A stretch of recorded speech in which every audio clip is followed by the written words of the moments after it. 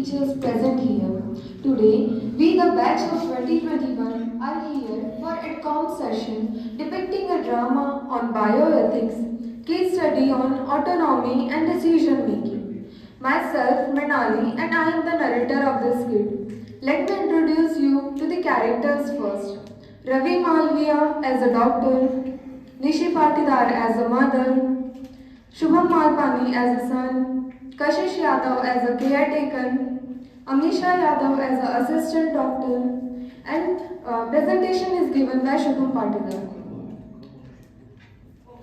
Scene 1.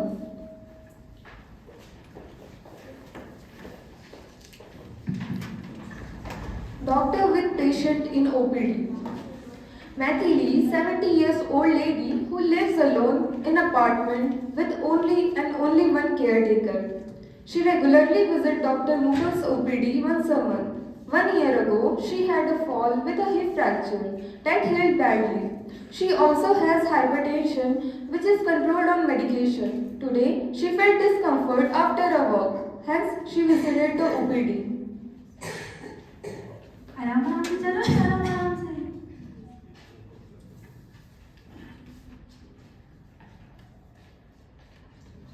Doctor साहब, नमस्कार doctor साहब।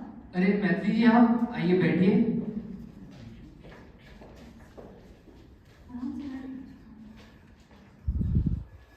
डॉक्टर साहब जरा देखो नहीं, मेरे बहन साहब को बहुत सांस में तकलीफ हो रही है।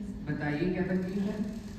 नहीं डॉक्टर साहब, अभी 2-3 दिन से सांस खूब फूल रही है और अब तो चलने में भी दिक्कत हो रही है, उसमें भी सांस खूब फूल रही है। क्यों, गोली आप टाइम पे नहीं ले रहे हो क्या?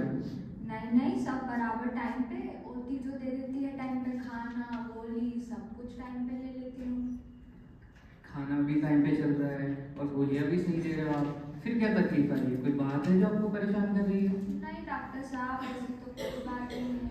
1 मिनट होती जी, आप बाहर जाएंगे, मैं इसे जरा पूछता हूँ। कुछ जरूरत लगे तो मुझे बुला देना। चलिए, अब कोई बात है, आप बताइए प्लीज। अरे डॉक्टर साहब, कहाँ बताए आपको, चीकू के पापा के गुजरने के बाद अकेली रही हूँ। उसको पाल पोस के बड़ा किया, वो तो विदेश चले गया, लेकिन है वो बड़ा अच्छा, टाइम पे मिलने आ जाता है, फोन कर देता है, पैसे भिजवा देता है। ओती को साथ में रखा है, साथ में रहती है, दिन भर ध्यान रखती है मेरा। अब अकेली रही हूँ तो किसी पर निर्भर नहीं रहना, और मशीनों पर तो बिल्कुल भी नहीं। क्यों, मशीनों से ऐसी क्या दिक्कत है? वो तो हमारी जान बचाने के ही काम आती है। अरे डॉक्टर साहब, ऐसा किसने कहा? अभी 2 महीने पहले मेरी बहन का देहांत हो गया, उसको कैंसर की दिक्कत थी। मैं अस्पताल में थी, उसको सांस लेने में दिक्कत, तो डॉक्टरों ने उसके मुंह में से पाइप डाल दिया और फिर उसकी सांस जाने के बाद भी उसको झटके दिए जा रहे थे। वो देखकर तो मुझे बिल्कुल अच्छा नहीं लगा, तो मुझे मशीनों के ऊपर निर्भर बिल्कुल नहीं है। हाय ना, आप तो मुझसे वादा कीजिए कि मैं बीमार होती हूँ तो आप मुझे मशीनों पे तो नहीं रखोगे। अरे आप इतना घबराइए नहीं माताराम, आप पहले पानी पीजिए। ठीक है, अभी आपका एक बार बीपी ले लेते हैं, फिर बताते हैं। अमीशा जी, माताराम, अपना हाथ आगे कीजिए।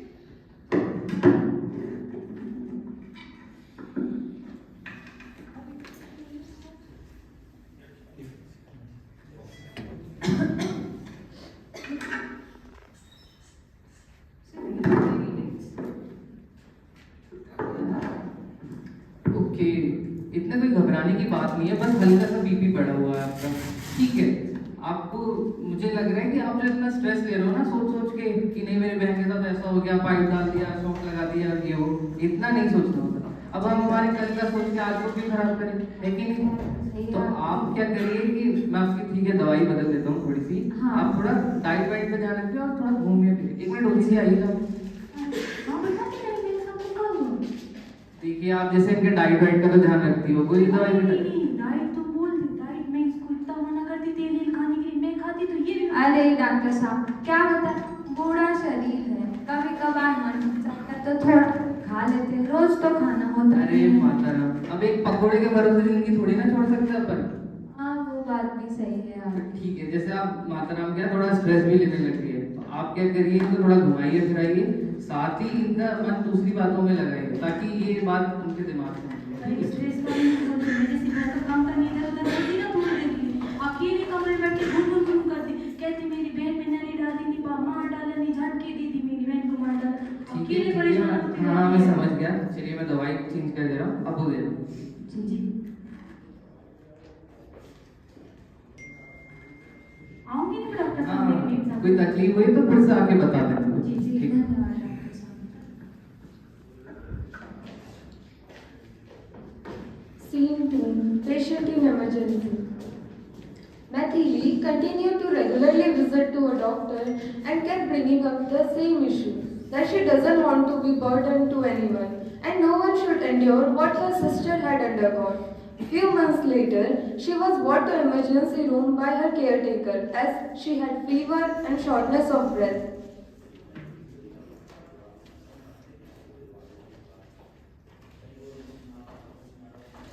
डॉक्टर साहब क्या हुआ मेरे? डॉक्टर साहब देखो, डॉक्टर साहब आराम से, क्या हुआ है इन्हें? डॉक्टर साहब मेरी मेम साहब को कुछ हो गया है। घबराइए नहीं यार। मैं कमरे में थी, मैं बाहर आके देखने लगी, बेहोश चली गई, मेरे को नहीं समझ में आ रहा। मैं डॉक्टर को इन्फॉर्म कर देती हूँ। हेलो डॉक्टर, एक इमरजेंसी केस है, प्लीज जल्दी आ जाइए। आप कौन है पेशेंट की? इनका कोई क्लोज रिलेटिव? कोई बात नहीं, आप जाके काउंटर पे सारी फॉर्मेलिटीज फिल कर दीजिए, डॉक्टर सर आते हैं, तब तक हम ट्रीटमेंट स्टार्ट करें। कुछ नहीं होगा, आप घबराए नहीं।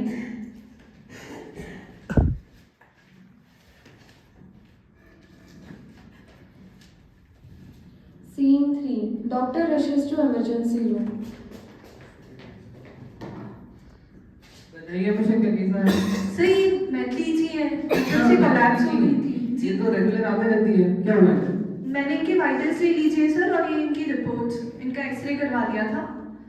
ओके, काफी क्रिटिकल केस लग रहा है मुझे। जी इन्हें सर। तुरंत ही इंटीमेट करिए, बाकी प्रोसीजर आप जैसे। ओके सर, हम लोग तैयारी करते हैं।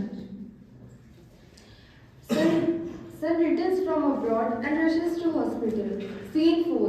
Conversation between doctor and son. There will be two scenarios discussed here. Scenario first. Son agrees with doctor to do whatever is important for his mother, even if it is her being on life support system. माँ को कहाँ ले गए? माँ को अंदर लेके गए। डॉक्टर साहब, मैं मैथिली जी का बेटा हूँ, मेरी माँ को क्या हुआ है? ठीक है, आप एक मिनट बैठिए, मैं आपको सब समझाऊंगा। देखिए, आपकी मदर की कंडीशन अभी काफी क्रिटिकल है। साथ ही हमने उन्हें इंटीबेट यानी कि जैसे सांस की नली अलग से डालते हैं ना, वो कर चुके हैं।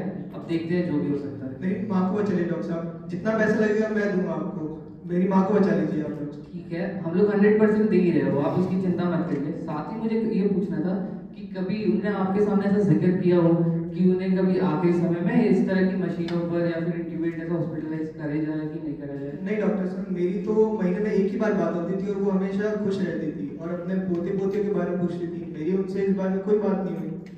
देखिए, मैं आपकी जानकारी के लिए बता दूं कि वो कई बार हमारे ओपीडीज आई है और हर बार जब भी आती थी उनका यही मानना था कि मुझे मशीनों पे ना रखा जाए आखिरी समय में, और मुझे ऐसा हॉस्पिटलाइज बिल्कुल नहीं करा जाए, ये चाहती थी वो।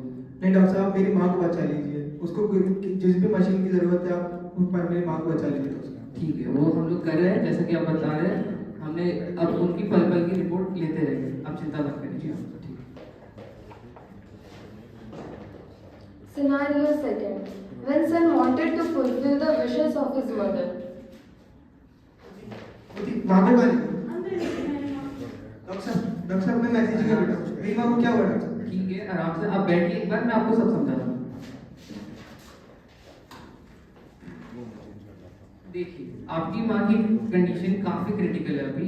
हमें उन्हें इंटीबेट यानी कि जैसे सांस की नली अलग से डालते हैं वो कर चुके हैं। अब देखते हैं जो भी हो सकता है। नहीं डॉक्टर साहब, लेकिन मैंने देखा वो अभी होश में नहीं है और उसके अभी भी आंसू आ रहे हैं डॉक्टर साहब, उसे बहुत तकलीफ हो रही होगी डॉक्टर साहब। मेरी माँ को ये बिल्कुल पसंद नहीं था। इसके अलावा मेरे पास कोई इलाज नहीं है। देखिए, मैं आपके इमोशन समझ रहा हूँ यहाँ पे, लेकिन आपको ये भी समझना पड़ेगा this is the best possible treatment I can provide. अगर आपको इलाज में कोई कमी लगे तो आप बिल्कुल फ्री हो कि कहीं और हायर हॉस्पिटल या फिर कोई और डॉक्टर से कंसल्ट करा सकते हैं। जी नहीं डॉक्टर साहब, लेकिन मेरी माँ को बहुत तकलीफ हो रही होगी, उसकी और आखिरी इच्छा थी कि वो इस तरह से न रहे, तो I want to go with the wishes of my mother doctor साहब। ठीक है, अगर आप यही चाहते हैं तो मैं आपको सिर्फ एक डॉक्टर की तरह सलाह दे सकता हूँ, लेकिन आपको अगर उन्हें घर ले जाना है तो मुझे एक कंसेंट फॉर्म फिल करके देना पड़ेगा रिटर्न में कि इसके बाद अगर कुछ भी होता है आपकी मदर के साथ तो वो हमारी जिम्मेदारी नहीं रहेगी, वो आप अपने रिस्क पे ले जा रहे हो, ठीक है? जी डॉक्टर।